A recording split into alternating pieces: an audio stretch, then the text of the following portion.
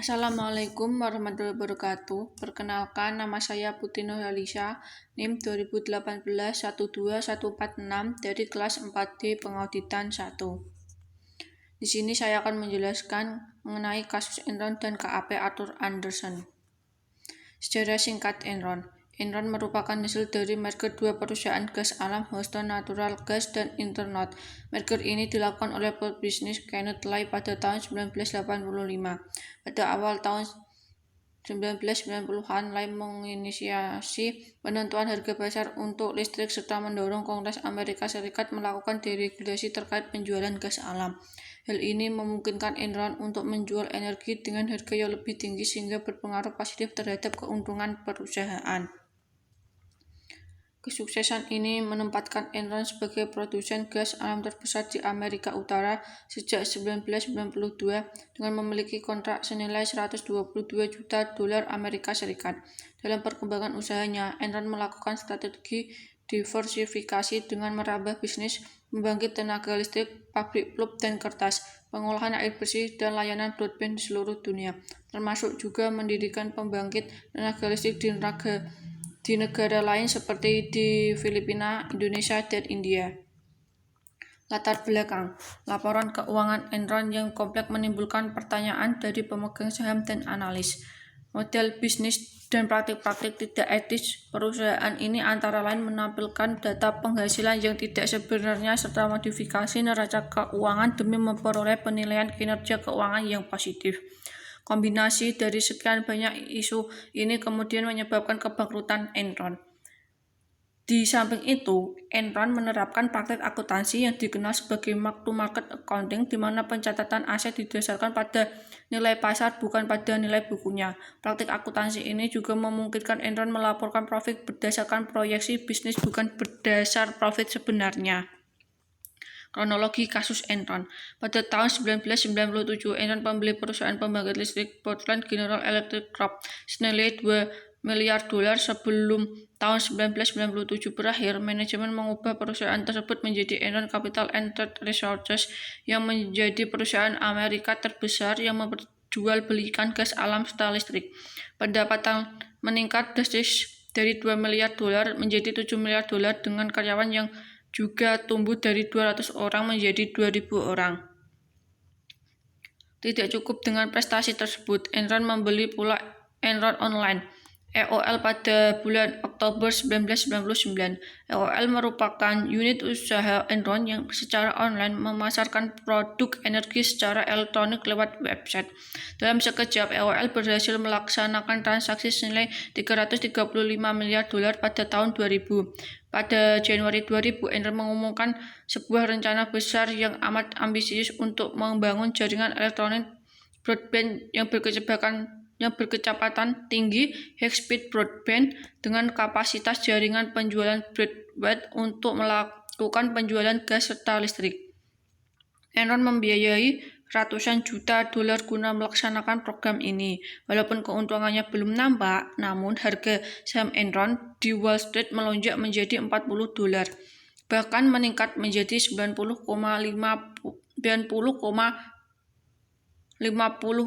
dolar, sehingga Enron dinyatakan oleh majalah Fortune maupun media lain sebagai one of the most admired and innovative company in the world, perusahaan Amerika yang paling inovatif selama 6 tahun berturut-turut.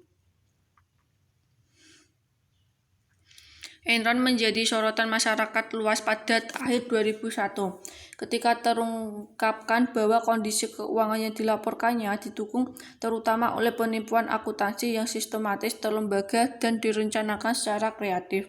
Operasinya di Eropa melaporkan kebangkrutan pada 30 November 2001 dan 2 hari kemudian pada 2 Desember di Amerika Serikat mengajukan permohonan perlindungan. Saat itu kasus itu merupakan kebangkrutan terbesar dalam sejarah Amerika Serikat dan menyebabkan 4.000 pegawai kehilangan pekerjaan mereka.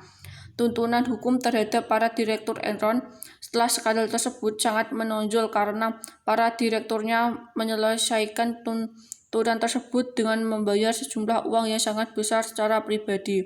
Selain itu, skandal tersebut menyebabkan dibubarkannya perusahaan akuntansi Arthur Andersen yang akibatnya dirasakan di kalangan dunia bisnis yang lebih luas.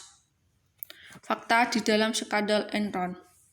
Yang pertama, pada tahun 2001 terkuak bahwa Enron melakukan kecurangan dan memiliki banyak utang yang disembunyikan. Yang kedua, Enron melakukan manipulasi untuk mempercantik laporan keuangan perusahaan. Yang ketiga, terkuaknya kasus ini pun berakibat pada perginya investor hingga saham Enron turun drastis ke level 0,26 US dollar. Pada Januari 2002, investigasi terkait kasus ini pun dilakukan. Yang kelima, kasus ini menyeret KAP Arthur Andersen sebagai akuntan yang memberikan jasa audit dan konsultasi pada Enron. Keduanya melakukan penipuan akuntansi pada laporan keuangan Enron. Yang keenam, Enron melakukan beberapa pelanggaran. Beberapa pelanggaran Enron antara lain, yang pertama, melembungkan nilai pendapatan Mariner Energy atau anak usaha Enron dari 185 juta US dollar menjadi 366 juta US dollar. Tercatat sebesar 181 juta US dollar merupakan pendapatan fiktif. Yang kedua, meminjam dalam jumlah besar untuk dana operasional yang tidak dicatat sebagai utang. Sebagian pinjaman ini sekitar 8 miliar US dollar sengaja disalah klasifikasikan sebagai perdagangan energi berjangka trade of energy future. Dana pinjaman lainnya diberi judul arus kas dari kegiatan perdagangan, cash flow from trading activities. Yang ketiga, Enron menyalahgunakan Special Purpose Entities atau SPE di antaranya untuk menyembunyikan kerugian besar di anak perusahaan yang dimiliki Enron dengan menciptakan agreement tertentu untuk menutup kerugian anak perusahaannya. Kesimpulan, segala kecurangan yang terjadi di dalam suatu bisnis adalah sesuatu yang sulit untuk ditutupi. Meskipun dalam beberapa hal tampaknya dapat diatasi oleh manajemen Enron, namun pada akhirnya kasus tersebut terungkap oleh publik. Bahkan segala sesuatu yang ditutupi tersebut pada akhirnya menjadi kasus yang terus menggelinding hingga bangkrutnya institusi bisnis tersebut. Tanggapan dari kasus ini, Enron dan KAP Arthur Andersen telah melanggar kode etik dan ingkar dari tanggung jawab yang seharusnya menjadi pedoman dalam melaksanakan tugasnya dan bukan untuk dilanggar. Pelanggaran tersebut awalnya mendatangkan keuntungan bagi Enron, tetapi akhirnya menjatuhkan kredibilitas bahkan menghancurkan Enron dan KAP Arthur Andersen. Di dalam kasus ini, KAP yang seharusnya bisa bersikap menjunjung tinggi independensi dan profesionalisme tidak dilakukan oleh KAP Arthur Andersen. Karena perbuatan mereka inilah kedua-duanya telah menuai kehancuran di mana Enron bangkrut dengan meninggalkan hutang miliaran dolar, sedangkan KAP Arthur Andersen sendiri kehilangan keindependensiasinya dan kepercayaan dari masyarakat terhadap KAP tersebut, dan dapat juga berdampak pada karyawan yang bekerja di KAP Arthur Andersen, di mana mereka menjadi sulit untuk mendapatkan pekerjaan akibat kasus ini, di mana pentingnya peran profesi akuntan, khususnya akuntan publik di pasar modal guna melindungi kepentingan publik. Tantangan akuntan publik yakni menjaga kualitas dan kepercayaan yang diberikan oleh masyarakat dalam memberikan informasi mengenai kondisi keuangan suatu perusahaan.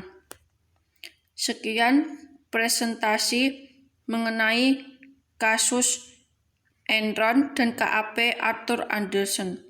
Mohon maaf apabila ada kesalahan kata. Wassalamualaikum warahmatullahi wabarakatuh.